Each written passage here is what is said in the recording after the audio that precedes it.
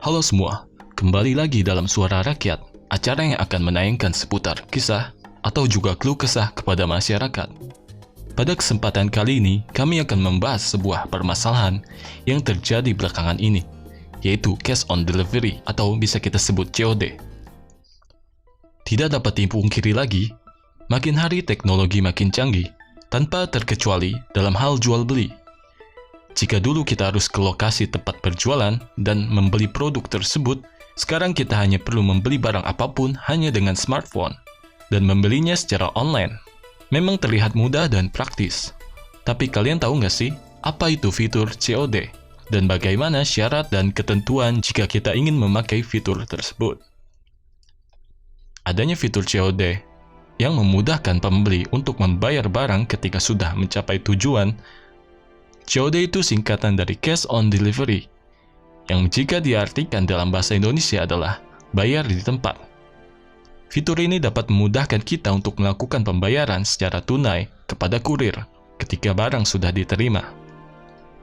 Namun, ada satu peraturan yang sering dilewatkan oleh si pembeli, bahwa jika kita memakai fitur COD, barang yang kita pesan tidak boleh dibuka sebelum kita membayar kepada kurir. Masyarakat sepertinya lupa dalam hal itu. Seperti dalam kejadian belum lama ini, di mana ada beberapa kasus tentang COD. Untuk menjawab keluh kesah rakyat tentang kasus ini, kami melakukan investigasi kepada masyarakat tentang kasus COD ini.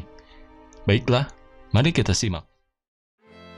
Kita akan menanyakan terlebih dahulu kepada masyarakat umum tentang COD.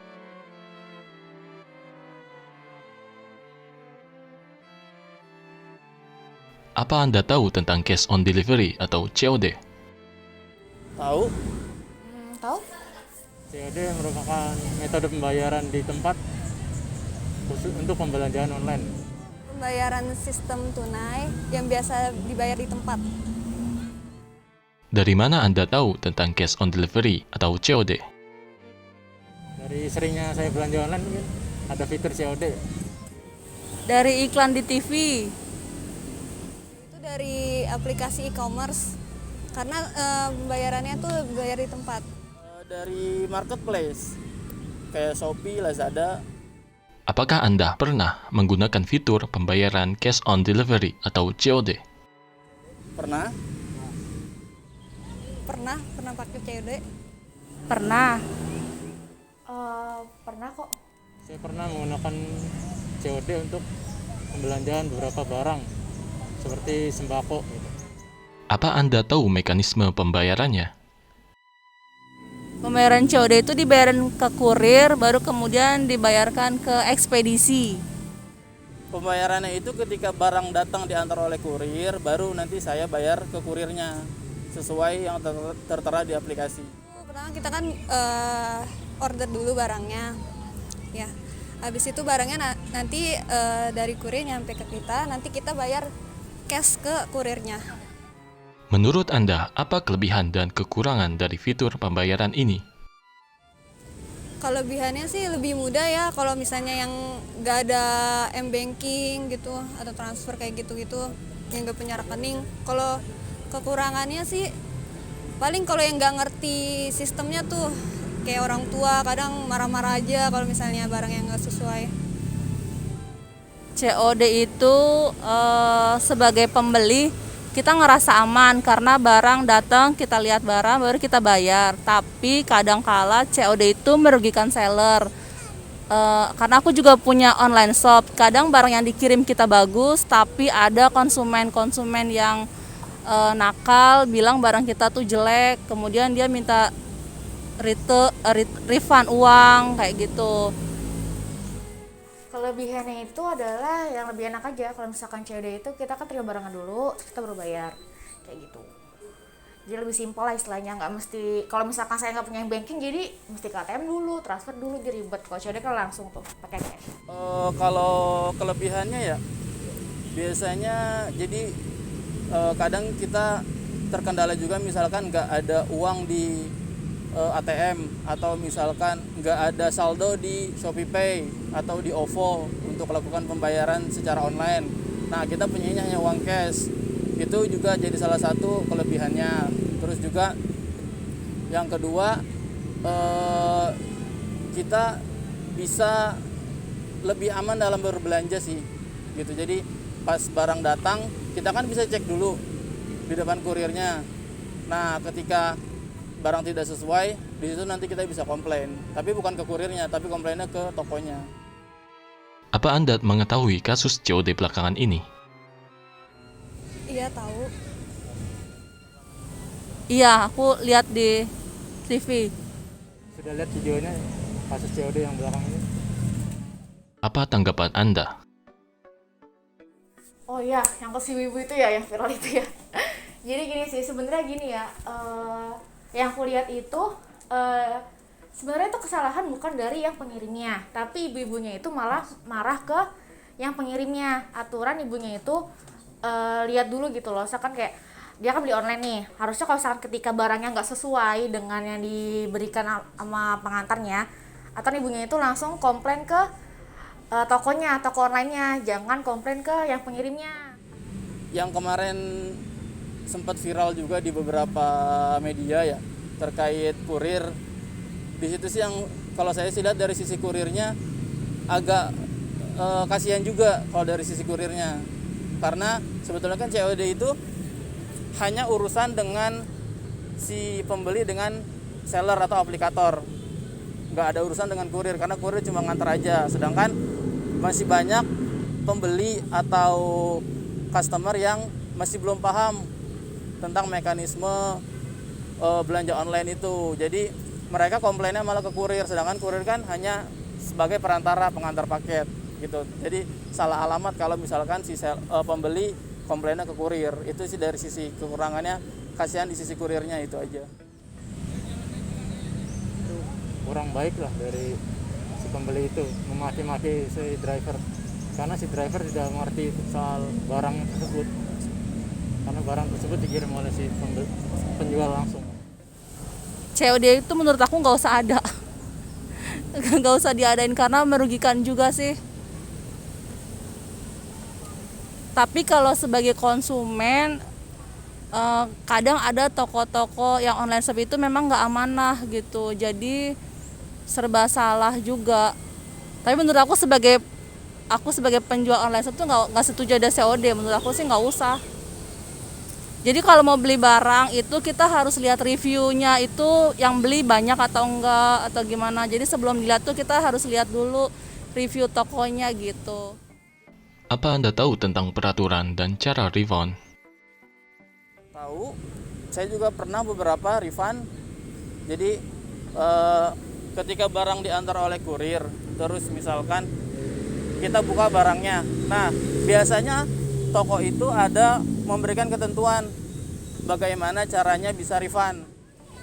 Kalau refund kan pertama pas barangnya nyampe dari kurir, kita unboxingnya itu pakai video gitu kan. Nah nanti videonya itu kalau misalnya barang yang nggak sesuai, nanti dikirim videonya itu ke si sellernya, nanti baru dikomplain, habis itu barangnya baru bisa di refund. Cara refund kalau COD itu kita harus bikin video dulu, unboxing video yang barang kita terima, kemudian kita baru banding ke, misalnya kita belanjanya ke Lazada, Tokopedia, kita bandingnya ke Shopee, nanti dari Shopee dimediasi ke seller gitu. Itu ini kita pertama kan misalkan barangnya datang nih ke kita kan COD. Nah kemudian nggak sesuai nih, misalkan nggak sesuai atau nggak salah barangnya atau kuantitinya, otomatis kita nunggu dulu, yang mengantar nunggu dulu. Setelah kayak gitu kita ngubungin yang tokonya nih, toko online-nya. Nah setelah gitu kalau misalkan emang nggak sesuai, kita kembalikan ke yang pengantarnya, biar pengantarnya kembalikan ke tokonya kayak gitu. Saran untuk berbelanja online dan menggunakan fitur pembayaran COD. Kalau menurut aku sih harus dilihat itu review tokonya. Jadi bintang berapa nih, bintang 4 kah, kalau bintang 2 kan biasanya jelek.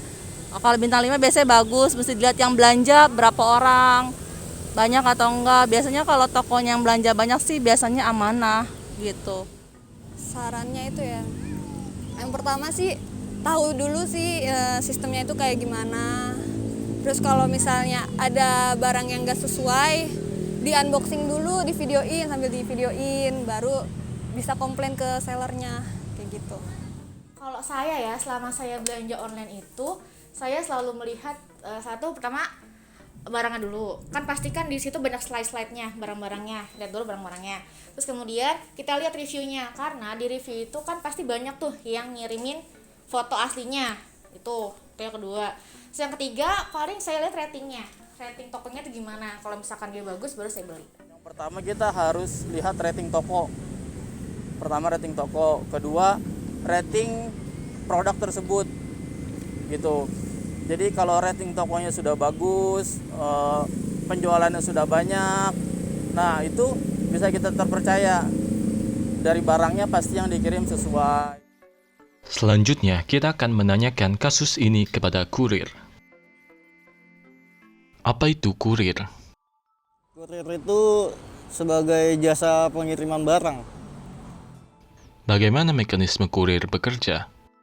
Mekanisme kurir bekerja tuh ada dua macam ya Bang. Di situ ada sistem bekerja pick up sama delivery. Apa Anda mengetahui kasus COD belakangan ini? Oh iya, tahu yang lagi rame di sosial media itu ya. Apa tanggapan Anda? Tanggapan saya sendiri sih, menurut saya sangat nggak wajar sih ya. Apa Anda pernah mengalami kejadian serupa yang tidak mengenakan? Alhamdulillah selama kerja di ekspedisi belum pernah ngalamin sih Bang. Saran untuk berbelanja online dan menggunakan fitur pembayaran COD.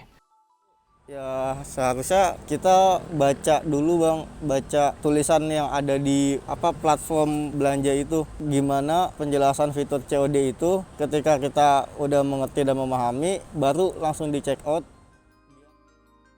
Tidak lupa kita akan menanyakan kasus ini kepada pedagang online.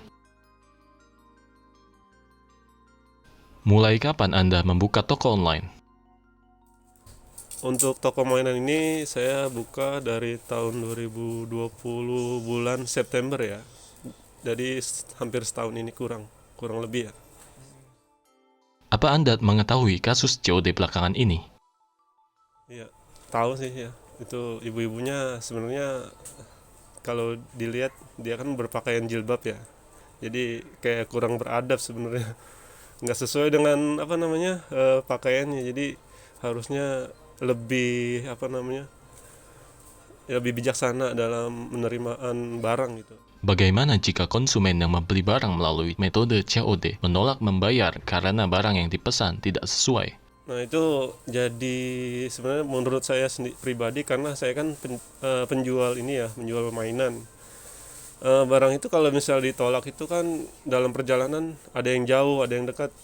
Adapun yang kalau misalnya balik ataupun nggak balik, itu jadi ya intinya kerugian dari si seller sendiri. Kayak saya misalnya jual mainan, mereka tolak barangnya, sampai ke sini itu nggak 100% bagus lagi gitu, ada yang rusak malah.